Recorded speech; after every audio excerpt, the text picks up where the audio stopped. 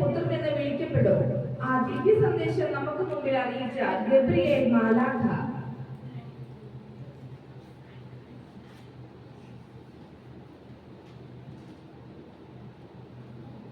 അടുത്തതായി നമുക്ക് ബൈബിളിലെ മറ്റൊരു കഥാപാത്രമായ ആദാമിനെ നമുക്ക് പരിചയപ്പെടാം.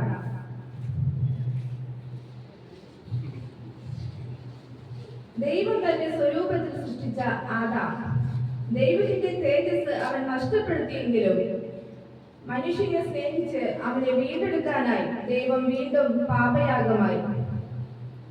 ആദാമേ, നീ എവിടെ എന്ന ചോദ്യത്തിന് ഒളിച്ചിരുന്ന ആദാം ഒടുവിൽ ദൈവിക തേജസ് പ്രാപിക്കാനായി അവന് രക്ഷ കൊടുക്കാനായി ദൈവം ഭൂമിയിൽ നമുക്കായി അവതരിച്ചു. അത് ഓർമ്മപ്പെടുത്തിക്കൊണ്ട് ആദാം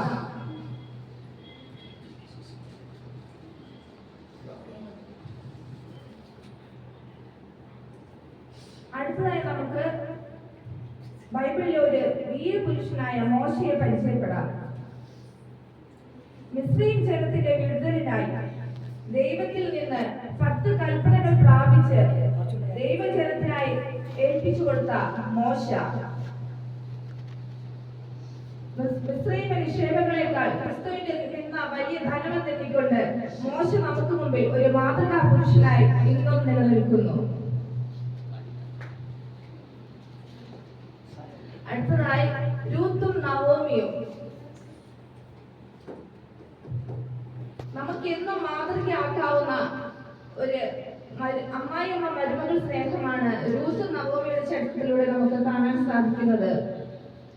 ബൈബിളിലെ ഹൃദയസ്പർശിയായ ഒരു ചരിത്രമാണ് രൂത്തും നവോമിയും. നിന്നെ വിട്ടുപിരിയാനും നിന്റെ കൂടെ വരാതെ മടങ്ങിപ്പോവാനും എന്നോട് പറയരുതേ, നിന്റെ കൂടെ ഞാനും പോരും എന്ന വിലപ്പെട്ട സന്ദേശം നമുക്ക് കാണിച്ചു തന്ന രൂത്തും നവോമിയും.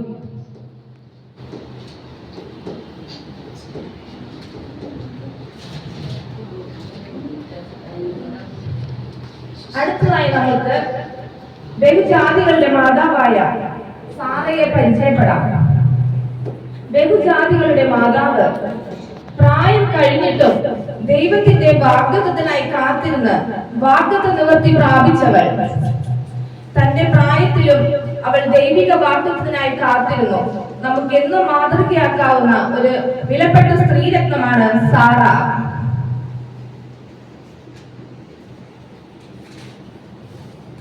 നമ്മുടെ പ്രിയ കുഞ്ഞുങ്ങൾ നിങ്ങൾക്ക് മുമ്പിൽ അവതരിപ്പിച്ച ഈ ഫാൻസി ഷോ എല്ലാവരും ഇഷ്ടപ്പെട്ടു. ഈ വിലപ്പെട്ട സന്ദേശവുമായി team Nedumbassery Sunday school team.